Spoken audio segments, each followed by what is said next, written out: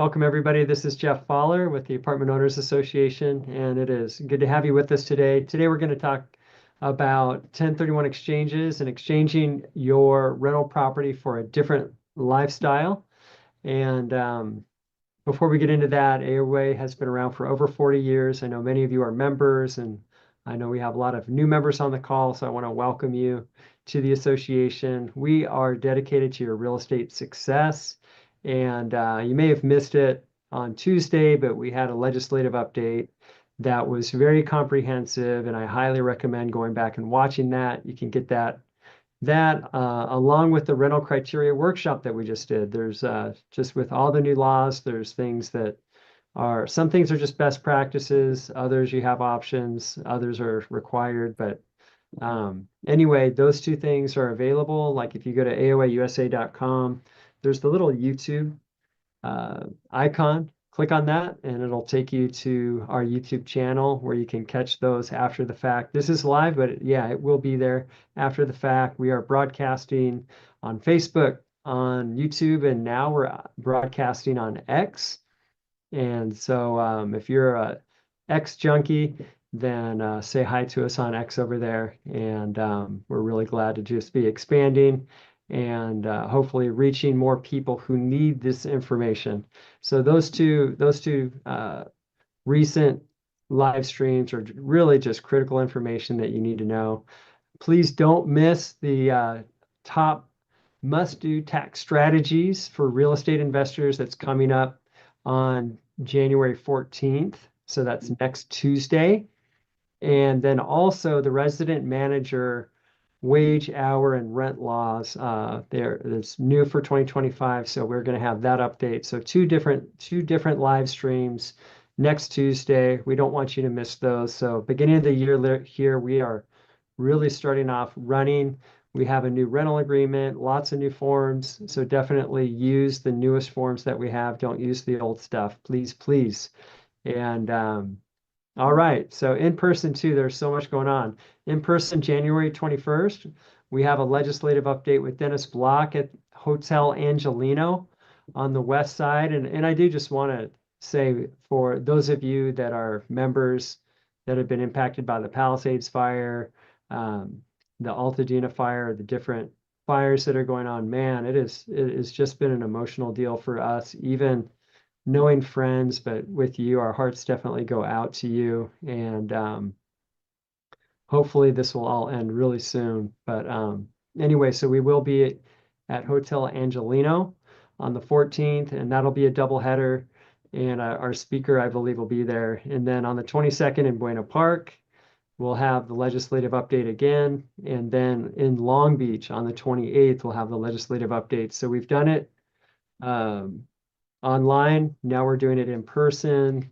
In the in-person one, there's higher probability that you're going to be able to get your question answered, because we had a lot of viewers and a lot of people that just didn't even get to ask their questions on the live stream. So you can come and do that.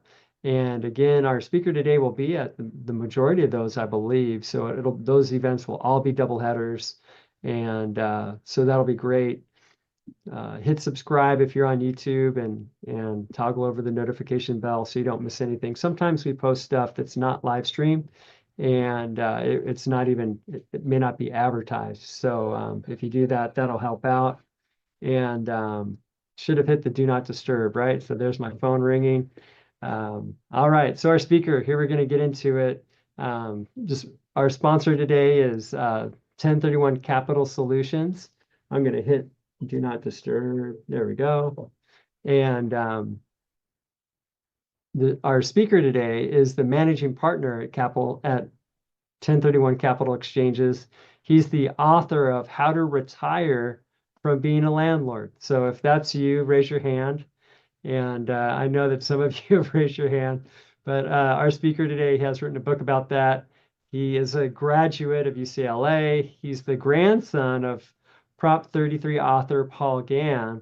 So that's a unique thing that you'll want to remember. And wow, what a legacy there. He has extensive real estate experience with taxation, investment syndication, and he's got a securities license. He had with securities licenses since 2003, so for over 20 years. He brings deep expertise to 1031 qualified investment programs. And he's going to be also speaking at the Bay Area Landlording Power Conference that we're going to have on February 19th up at the Santa Clara Convention Center. So it is my pleasure to introduce to all of you Richard Gann. Hello, everyone. I really appreciate you joining us on what I hope is a good day wherever you are. And to echo Jeff's sentiments, if you or your family have been affected by the fires, please know our hearts go out to you. We know you probably have 100 more exciting things to do than attend a 1031 webinar, so we appreciate every minute of your time. Again, my name is Richard. I am a managing partner with 1031 Capital Solutions. And my goal for this live stream is to help you answer the question on the screen, which is, can you exchange your rental property for a better lifestyle? And for most of the people on this call, I believe the short answer is yes. And hopefully you'll come to the same conclusion by the end of this event. Before we go any further, though, I am required to tell you that this presentation is not a solicitation. Real estate and real estate securities may not be suitable for all investors. The risks of investing in real estate programs are no less than the risks of direct real estate ownership. Investing in securitized real estate programs typically involves higher fees than traditional investing. Investing in mineral rights is highly sensitive to energy prices. And although the name of our company is 1031 Capital Solutions, we cannot give tax or legal advice. Now, before we get serious, let's start with an actual Jeopardy question from January 7th, 2022. The category was, it was 1970s America, man. And of course, the answer is property taxes. And by the way, on that same night, Amy Schneider became only the 5th contestant to become a Jeopardy millionaire. So that was fun watching that.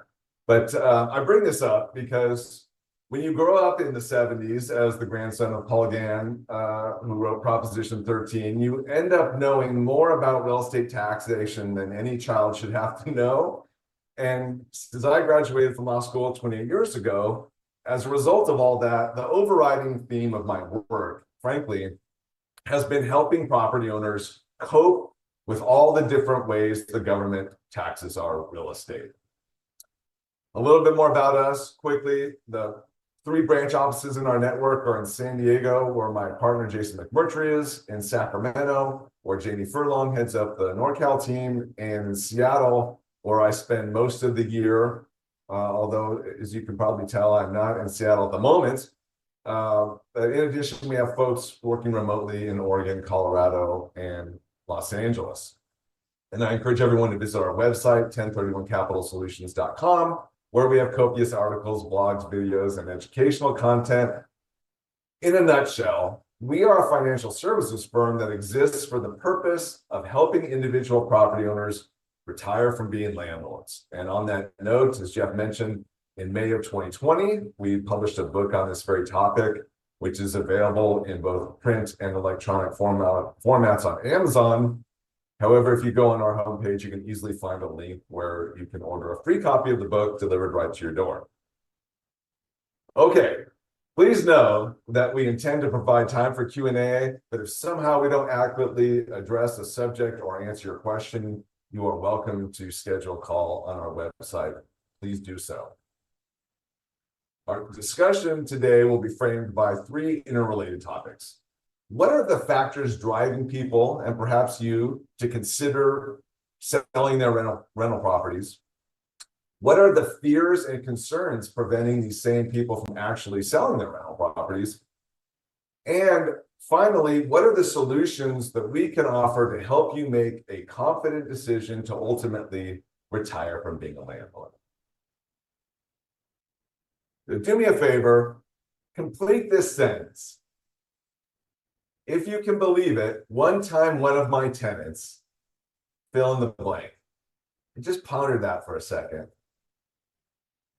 when I do this live, we pass around a sheet of paper, and then people will fill this out, and then I'll read these off for a minute, and I'll tell you, nothing brings home the headaches more of being a mom and pop landlord than sharing the experiences that people have with some of the crazy stuff that happens with their tenants.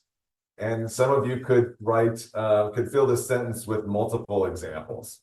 But as I don't have to tell you as a landlord myself, as a rental housing provider, that there can be rough days, providing housing for our tenants. But beyond those types of issues, landlords today face an array of obstacles, maintenance issues, looming capital expenditures, rent caps, increasing threat of legal liability, especially in jurisdictions like California,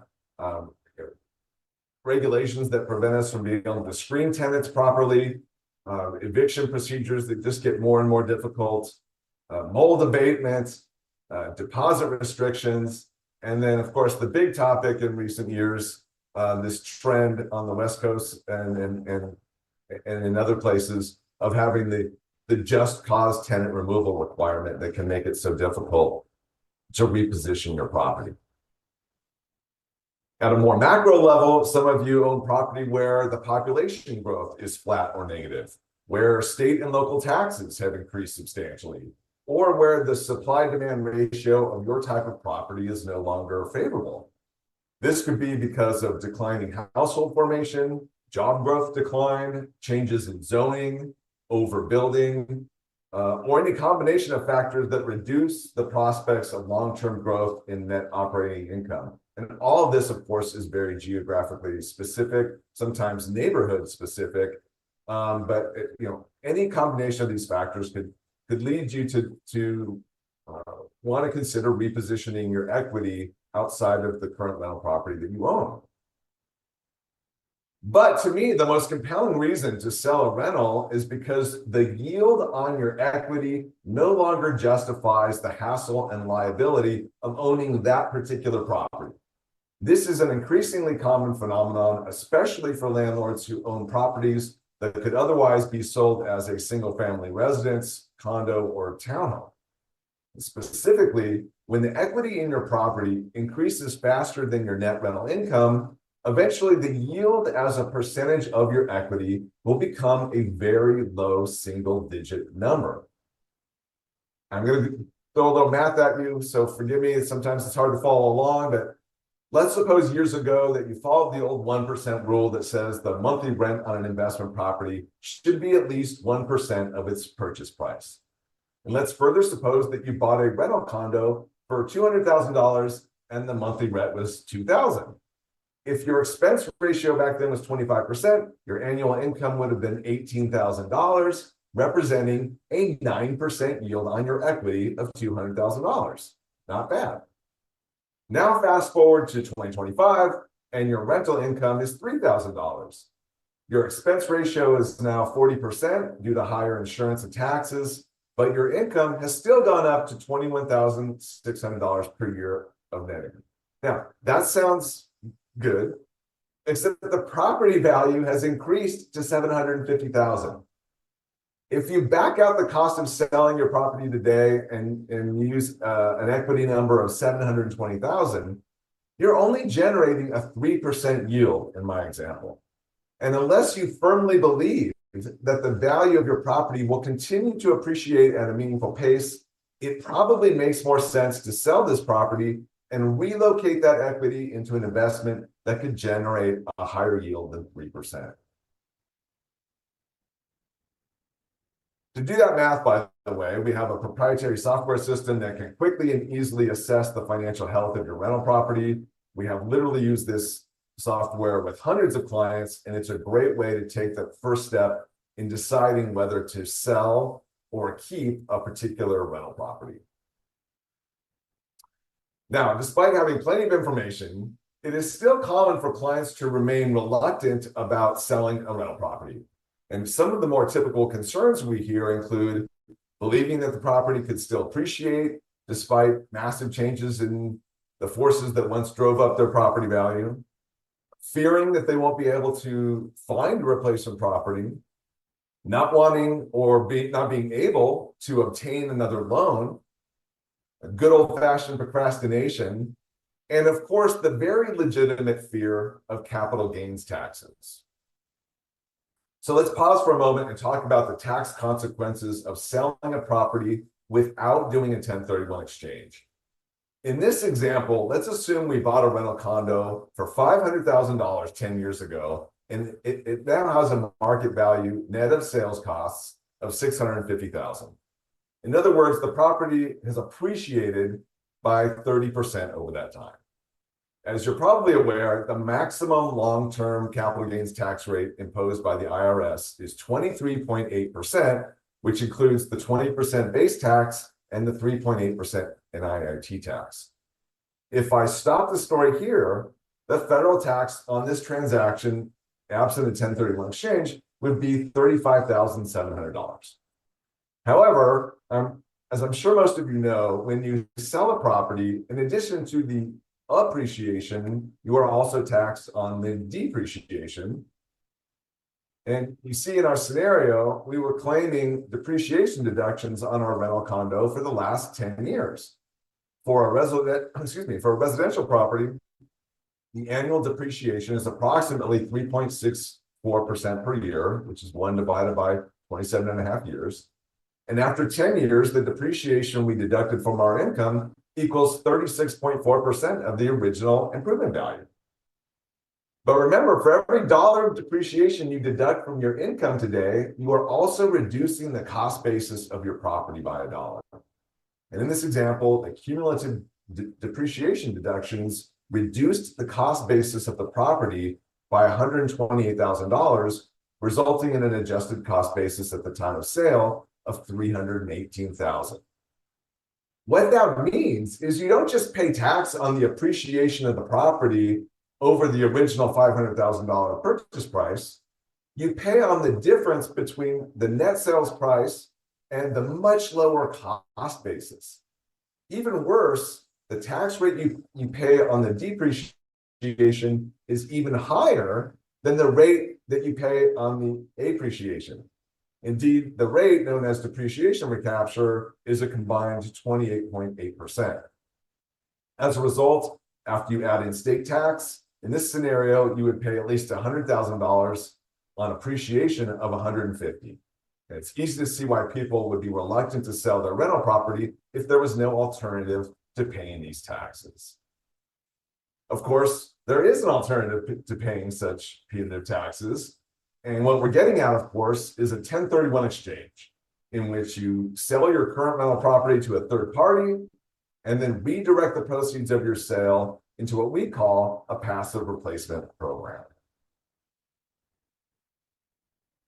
So let's pause for a second and remind ourselves about the 1031 rules. And so what I'll have you do is just give a thought and test yourself on how well you know the basics. In our first sentence, in a complete 1031 exchange, you can defer all the blank taxes you would otherwise have to pay. And the answer is capital gains taxes. When you conduct a 1031 exchange, all proceeds of the sale must go directly from escrow to a what? A qualified intermediary. After you close escrow on your relinquished property, you have blank days to identify your replacement property. That, of course, is 45 days. Similarly, after you close escrow on your relinquished property, you have blank days to complete the purchase of your replacement property. That is 180 days. To successfully defer all taxes in a 1031 exchange, you must replace the entire value of your rental property. This means replacing blank of your equity and blank of your debt. And the answer, of course, is you have to replace all of your equity and all of your debt.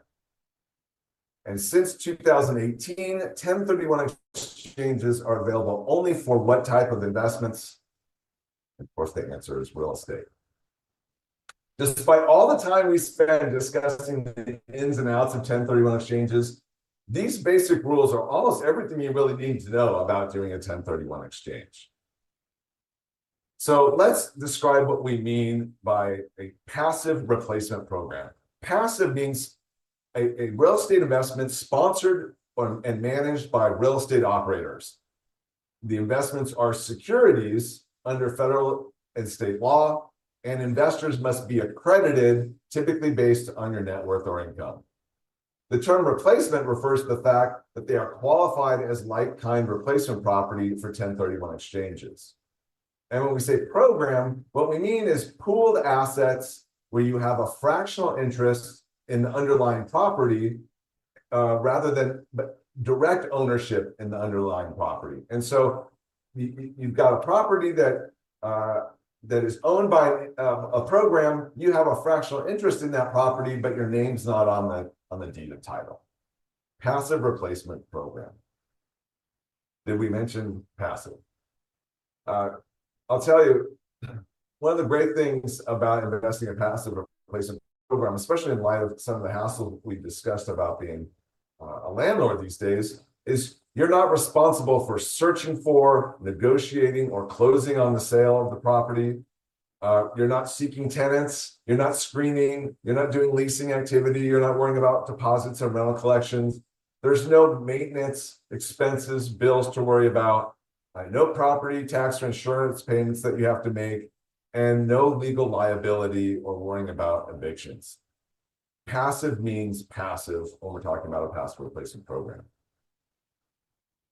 Also, beyond being an institutionally managed property, many passive replacement programs offer built-in non-recourse financing. And this is very important for folks who have debt on their relinquished rental property, because the IRS, as we just said, requires taxpayers to replace both their equity and their debt when they conduct a 1031 exchange. So when we talk about built-in non-recourse financing, we're talking about the opportunity to replace that debt without a loan qualification, without a loan application. You're not a party to the loan agreement. The bank doesn't know who you are. There's no personal recourse liability, no payment responsibilities. You don't have to get in front of a notary. There's no public record of the debt, and there's no debt on your credit report. And yet, despite all these benefits, the debt that is built into the passive replacement program qualifies as debt replacement for purposes of a 1031 exchange, all without having to go through an escrow. And so as a result of this structure, you can replace your old debt for 1031 exchange purposes without completing a loan application or being a party to a loan agreement. So our first example of a passive replacement program is a property, or sometimes a small portfolio of properties, held by a Delaware Statutory Trust, or DST. And you may have already invested in a DST and didn't know it, as many mutual funds and other investment companies are actually formed as Delaware trusts. Well, in 2004, the IRS issued a revenue ruling that allows property held in a DST to be treated as 1031 qualified replacement property, even though the investors are not directly on title. And this is because the DST investors have the same economic interest in the property as if they were direct fractional owners, but without the legal liability that comes with having your name on the deed. And I'm using a broad brush here, but if we're describing DST properties, typically you've got 1 to 3 properties in a DST, although there could be many as 30. Most of our programs, it's a single property in the Delaware Statutory Trust. The real estate value can range from 25 to 250 million. There's typically a $100,000 minimum investment, although it can be as high as 500,000. The top sectors that we see in DST programs are apartments, industrial, and self-storage, although it spans the entire universe of real estate sectors, but those are the most popular. The top regions are the Southeast, Texas, and the Southwest. It's no coincidence that the top DST states are places where there's job growth, positive migration, population growth, and much more landlord and business friendly regulations. The typical hold period investing in a DST program is 5 to 10 years, and there's no liquidity during that time. So you invest in DST and you're waiting for the property to be sold to do another exchange or to cash out. The debt on a DST program is either going to be zero or somewhere between 30 to 55% loan to value. The typical first year yield on equity, it ranges from today from about 4 to 6%. And you receive your distributions from a DST either monthly or quarterly automatically into your account without giving any thought to it. So I could spend several hours, if not days, talking about DSTs. It's hard to capture everything in a few minutes, but that's a snapshot of a DST as a passive replacement program. Which brings us to our second passive strategy, what we call investing in a pre-REIT property. And I know most of you know this already, but the acronym REIT stands for Real Estate Investment Trust, and it refers to a very large portfolio of properties, often worth billions of dollars, that you can buy as a traded stock or subscribe to analogous to a mutual fund. And investors in REITs get the benefit of tremendous diversity and enhanced liquidity, as well as pass-through tax benefits of real estate like depreciation. However, under the tax code, it is not possible to 1031 exchange directly into a REIT. So the market developed this concept of a pre-REIT property, which is a property that is already slated to be acquired by a REIT in the near future. And in this scenario, you conduct a typical 1031 exchange into the pre-REIT property. And then after at least 24 months, the REIT can acquire the property and exchange your fractional interest in the real estate for pro rata interests in the operating partnership of the REIT. That second step is what's known as a 721 transfer, which allows taxpayers to trade real estate for REIT interests without realizing a capital gain. Once in the REIT, after a 1-year hold, you can either redeem or sell your REIT interests, but most people simply hold their shares until they pass away and thereby avoiding the capital gains tax altogether. Of course, one key caveat with REITs is that you cannot conduct another 1031 exchange. So this strategy is only suitable for folks who don't intend to ever own a traditional rental property again. And finally, we come to the third passive replacement program known as mineral rights. In a 1031 qualified mineral rights investment, the program sponsor secures the recorded deeds for the oil and gas during drilling rights of a collection of dozens of huge properties, often across multiple states, and then resells fractional interest in each of these properties. And your investment across this basket of mineral rights is allocated on a fractional prorated basis across all the properties and then bundled into a collection of recorded deeds. The program sponsor oversees the collection of royalty payments, and then essentially with all these oil and gas drilling companies whose wells are operating on these parcels, you've got proceeds from the existing at the time of the investment, the existing revenue from those wells, as well as over the life of your investment, revenue that eventually will come from the future drilling projects that are not yet producing. So it's an investment in the drilling rights of an entire allocation of properties, perhaps over different basins, where you are investing in today the revenues of drilling programs on those properties today and potentially in the future. Needless to say, this type of investment involves an entirely different risk profile than conventional real estate, but it does provide the opportunity to 1031 exchange your equity into the energy sector, thereby diversifying your holdings away from the economic and demographic factors that impact apartments and retail shops and warehouses. Because there is an existing, albeit limited, secondary market for mineral rights, this strategy ultimately includes an opportunity to resell part or all of your interests in the future. Unlike DSTs, however, mineral rights programs do not have built-in financing, so they're not appropriate for investors seeking to replace their debt. So with that, Jeff, I've attempted to cover the spectrum of passive replacement programs. And I know we've got a short amount of time, so I'd love to take the opportunity to answer any questions that may have come in. Your approach to it and how you explained it, you definitely have a gift of teaching, so thank you for having that so clear. And yeah, we'll just get right into questions here. Miriam on YouTube is asking, what's the free book again for the 1031 exchange? Retire as a landlord? Yeah, yeah, please go to our website, 1031capitalsolutions.com. And if you go to our homepage right there, you'll see how you can order a free copy of our book, How to Retire from Being a Landlord. Right. Get it for free. You don't have to go to Amazon. Right. Right. All right, Mr. Cal State, 1031 exchange. Can you sell an investment property for 500,000 and buy two properties for 250,000 each? And in this case, how many properties can you identify with the intent to buy? Great question. You can, in fact, and we often help clients take the opportunity to diversify and sell a single property and come out the other side of that exchange owning multiple properties. There are two basic rules for the limit on how many properties you can identify on what we call the ID letter at the end of that 45-day identification deadline. The most common rule is what's called the three property rule.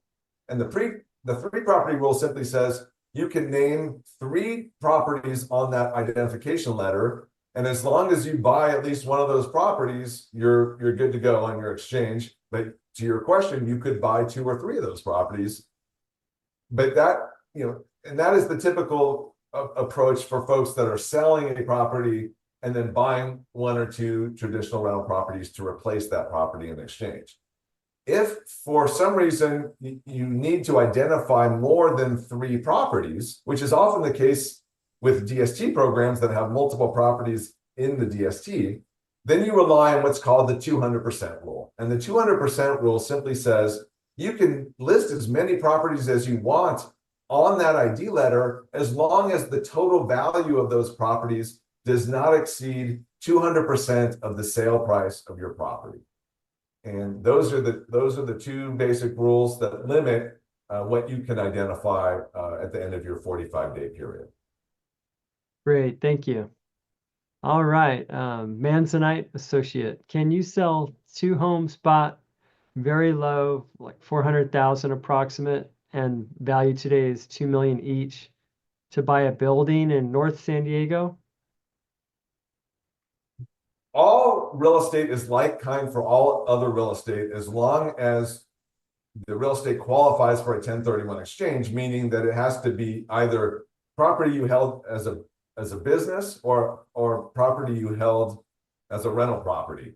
And if the properties you're describing were rental properties and then you are going to invest in that property as a rental property, there is no limit on your ability to change between sectors of real estate, go from apartments to office or student housing to senior housing. All real estate is like kind with all other real estate, provided that it's actual business or investment real estate.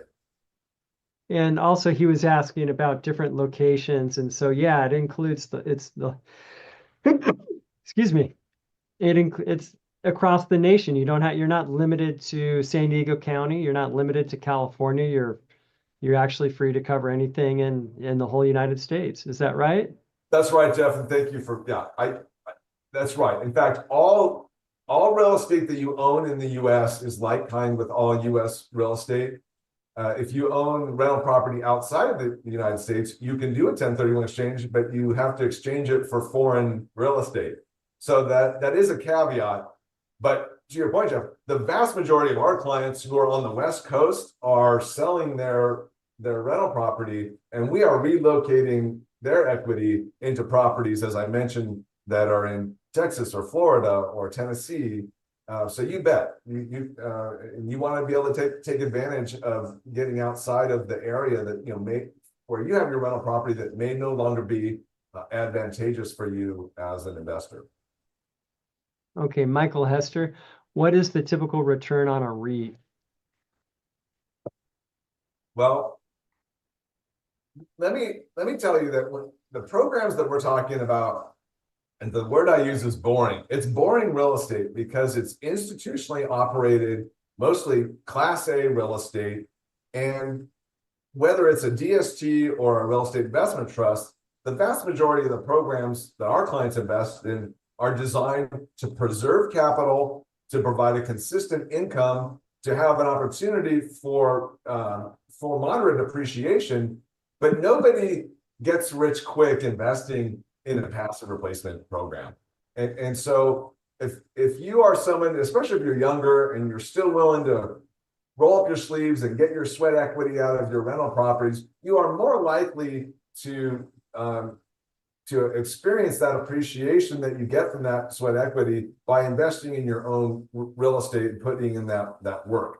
Our clients typically are folks who've already done that. They've made their wealth in the properties that they've owned and operated themselves, and now they're retired and they're looking to reposition that equity in that rental real estate into programs that are designed to preserve their income and to provide consistent income and to have some opportunity for moderate appreciation.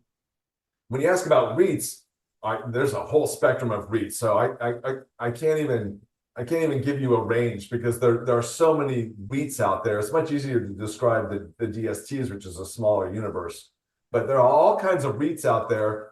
The REITs, however, that we work with that are designed for these pre-REIT 1031 programs, they have the same yield range typically as the DSTs, which are paying between a 4 to 6% yield on your investment. All right, Raj, what risks are involved in a DST?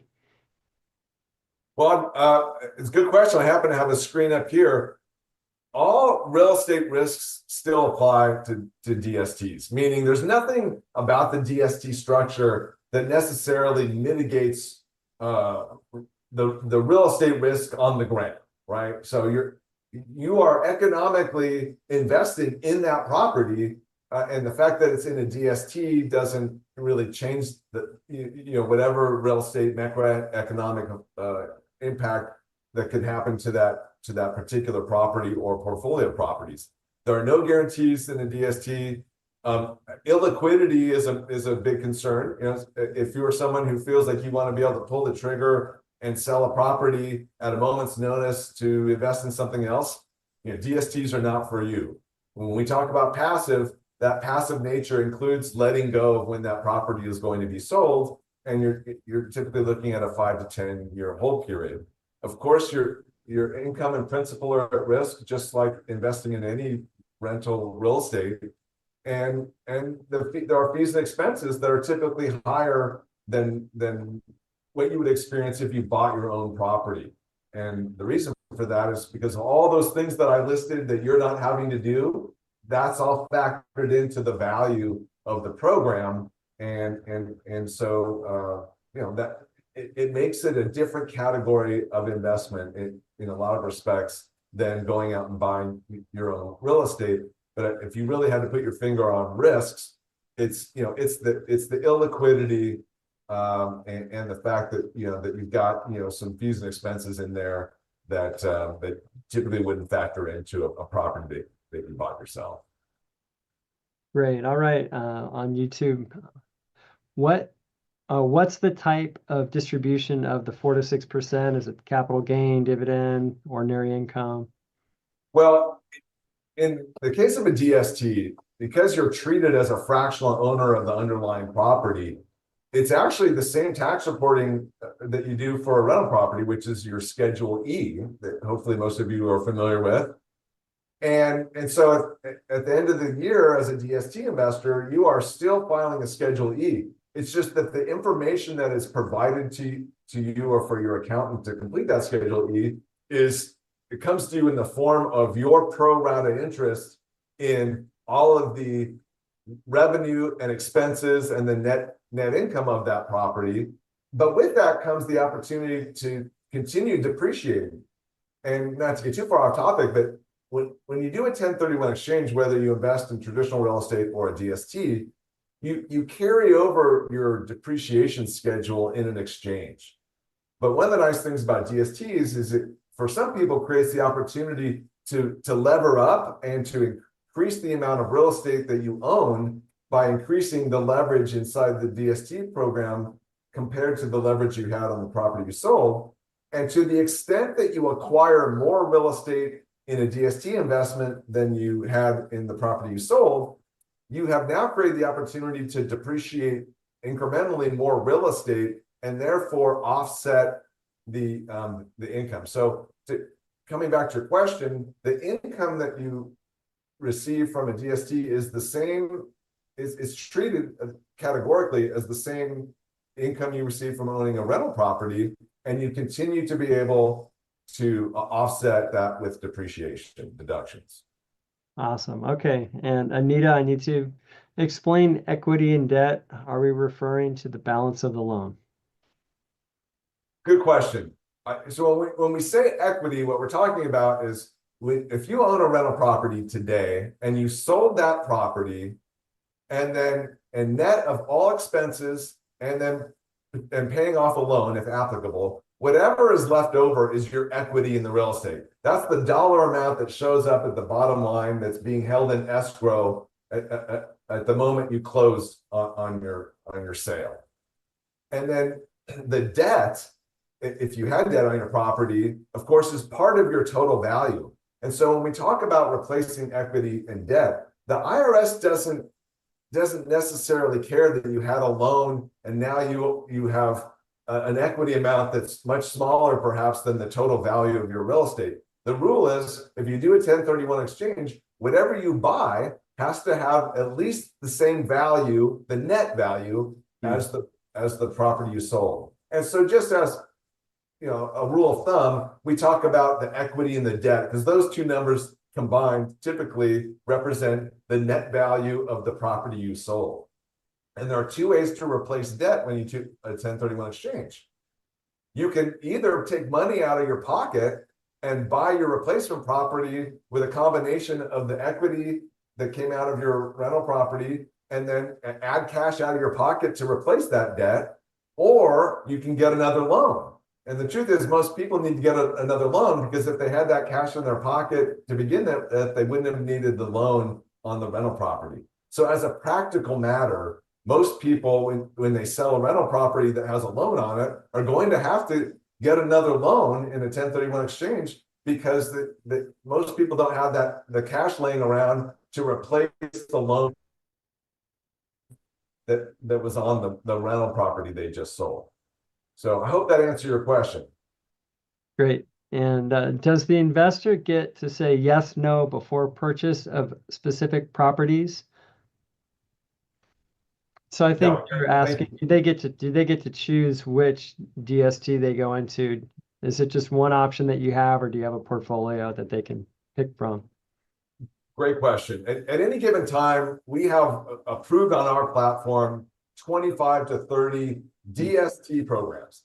And so you are investing in a property. We say you're investing in a DST for shorthand, but as a practical matter and from a 1031 exchange perspective, you're actually investing in the properties of the DST.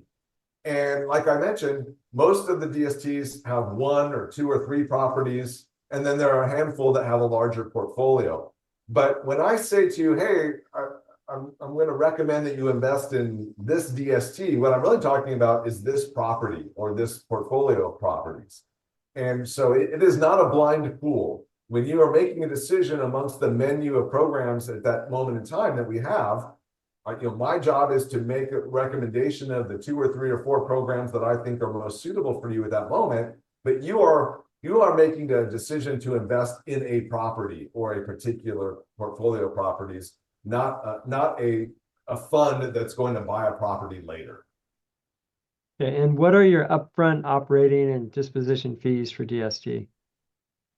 Yeah, it does vary.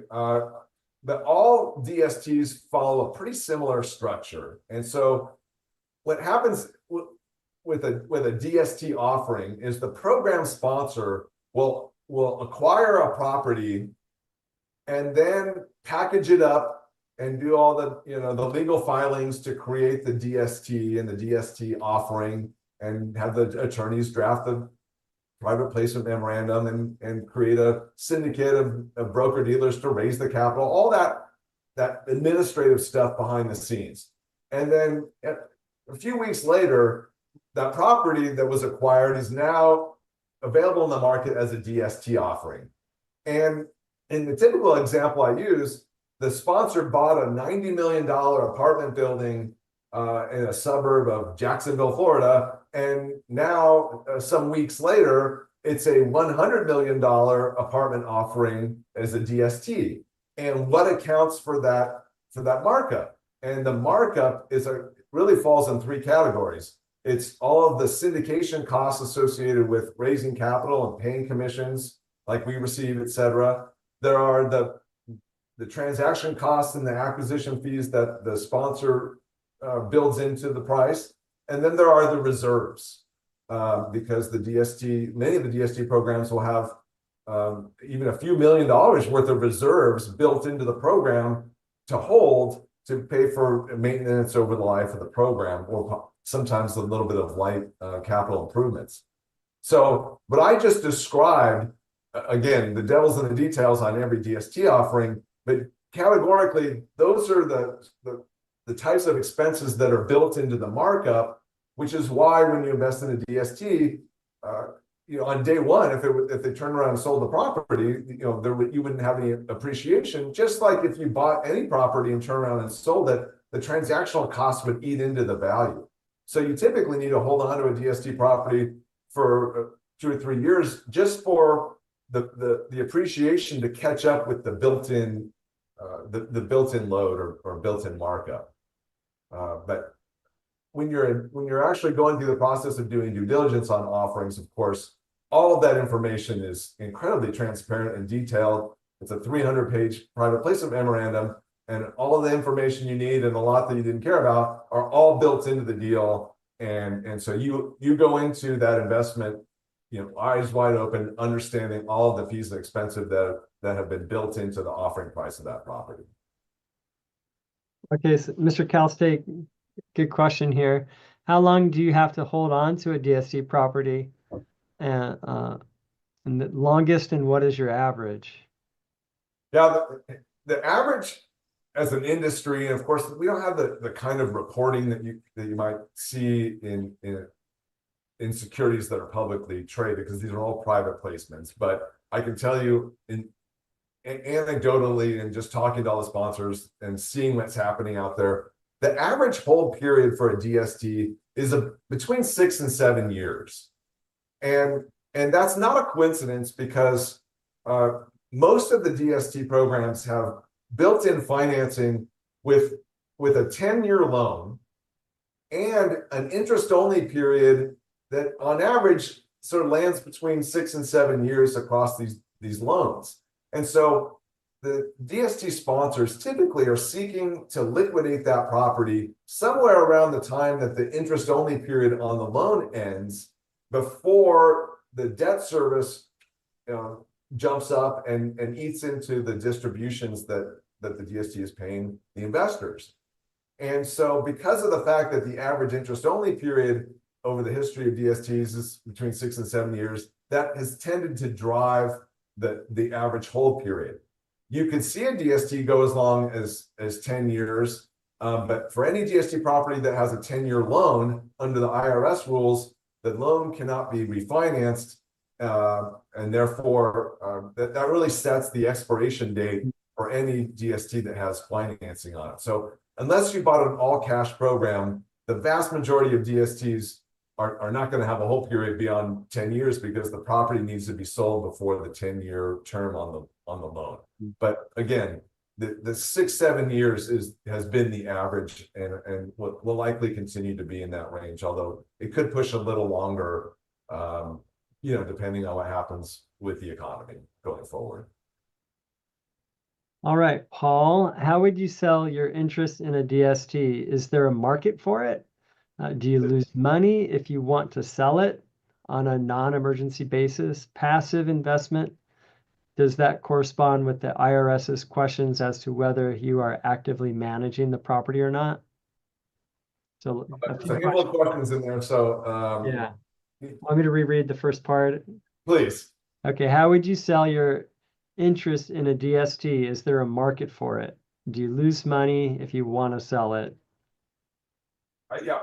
So the short answer is no. There is no secondary market for DST interests.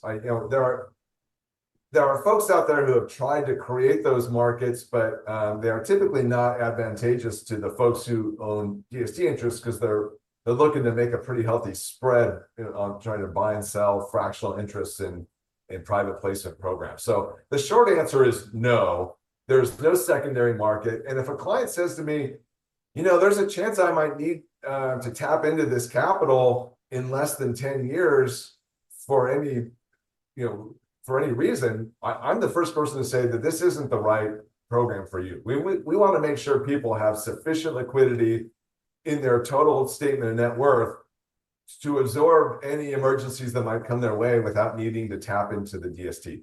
Having said that, in the once in a blue moon kind of scenario where somebody just ultimately has to sell their DST interest, the typical procedure for that is the investor raises his or her hand, says, "Hey, I need to liquidate this," and the sponsor, in a very kind of low tech, informal way, sends out an email to all of the other investors in that DST, of which there could be 200 or 300, and says, "Is there anyone interested in acquiring Mr. or Mrs. Jones's fractional interest in the DST?"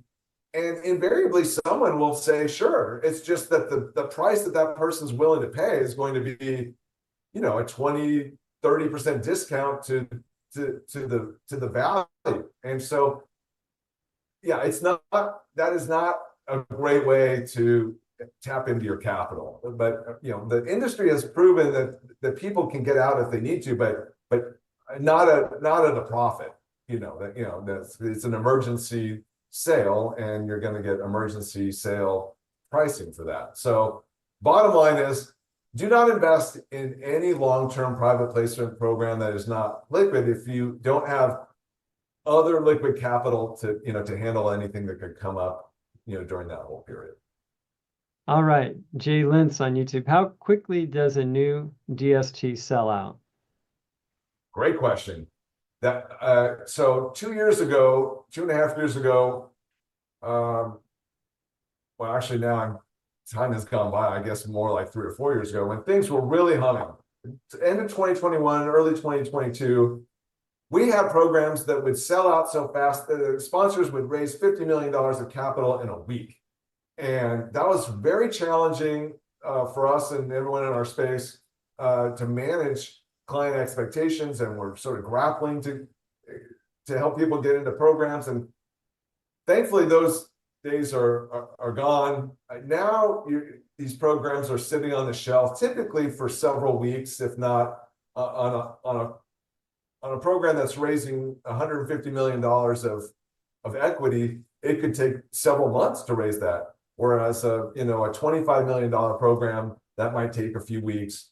It also depends on the sponsor. If you're a brand new sponsor and you don't have much of a track record and not a whole lot of people know who you are, it might take you much longer than one of the top 5 DST sponsors that everyone knows, who seem to be able to put out several deals per year and raise that capital without ever worrying about their ability to raise that capital. So I know that's not a very specific answer, but it's a very much, it depends on when, and it depends on the size of the program, and it depends on the sponsor. Yeah, that depends that's a good attorney answer. But it's really true in this case. There's variables for sure. Okay, Dennis, is there an exit strategy? Oh, what is the exit strategy of DSTs? Is there a capital gains if the transaction is completed 5-10 years down the road? Absolutely. The vast majority of people who invest in a DST, their exit strategy is to do another 1031 exchange. And that's what we see most of the time. In the instances where we see a DST property sold and the investor does not do a 1031 exchange, it's typically because the original investor has passed away And in that interim period, it, the, through Mhm. a trust or probate, now that investor's heirs essentially now own the DST.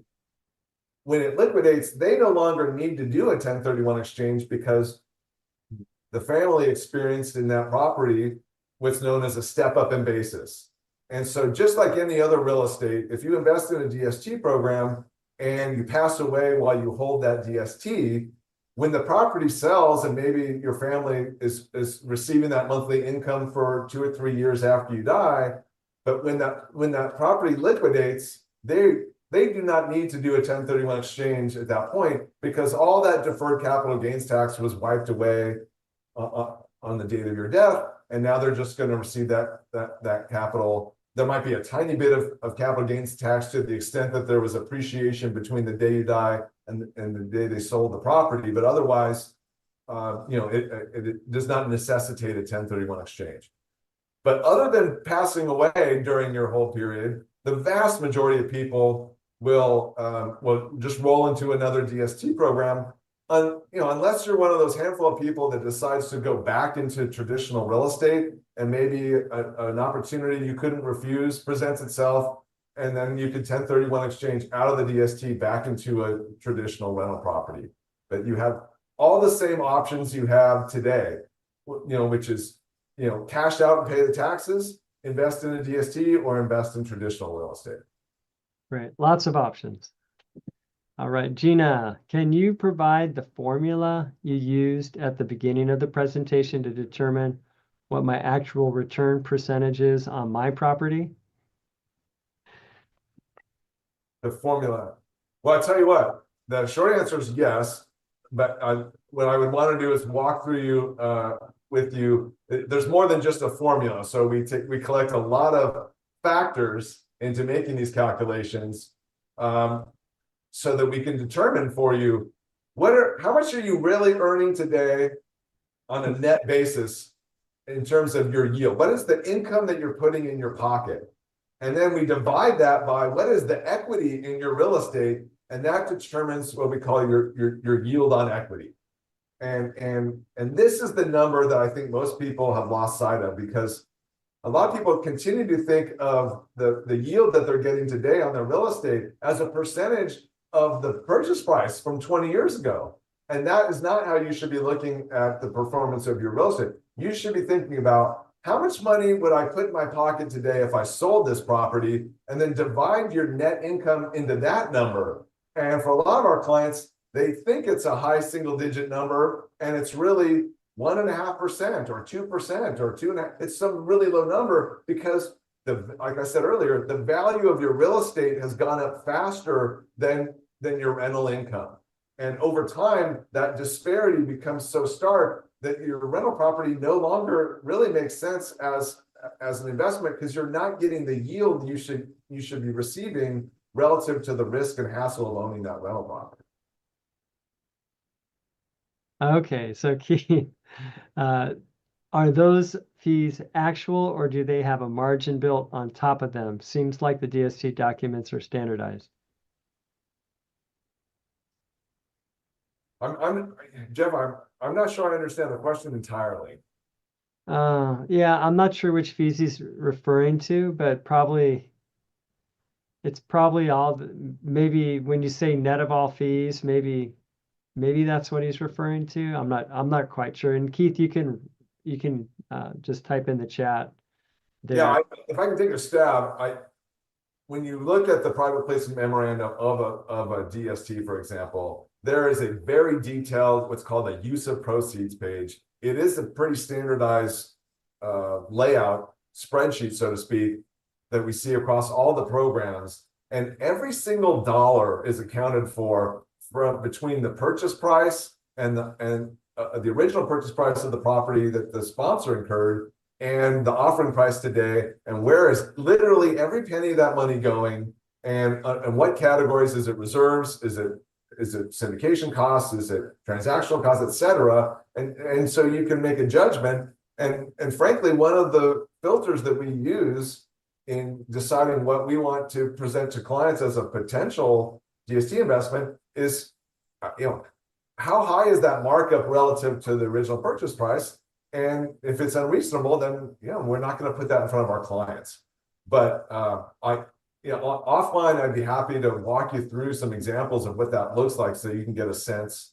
And for anybody on this call who's an accredited investor, which is virtually anyone who owns real estate, I'd be happy to talk to you and give you access to our properties page so that you can take these abstract concepts I'm talking about and see, oh, here's 25, 30 DST programs and what they look like, and where the actual properties and where they're located and all the information. It's a great way to get a sense of how this works, even if you're 6 months away from doing an exchange, just because it's very difficult in this format to relay these abstract concepts in a way that you can do when you're actually looking at a real property structured as a DST. Yeah, and well, I know it's after 11 now, so we'll wrap up. But just Keith followed up and said, are there profits in those fees, or are they actual costs of preparing the documents? And so it sounds like he's wondering, what's your cut? How does all this work? It is kind Oh, well, of of like, course. Yeah, the real estate sponsors on these programs are making a profit. They build into essentially a profit margin, what they call an acquisition fee. At the outset, those of us who sell these programs do make a commission that's built into the program.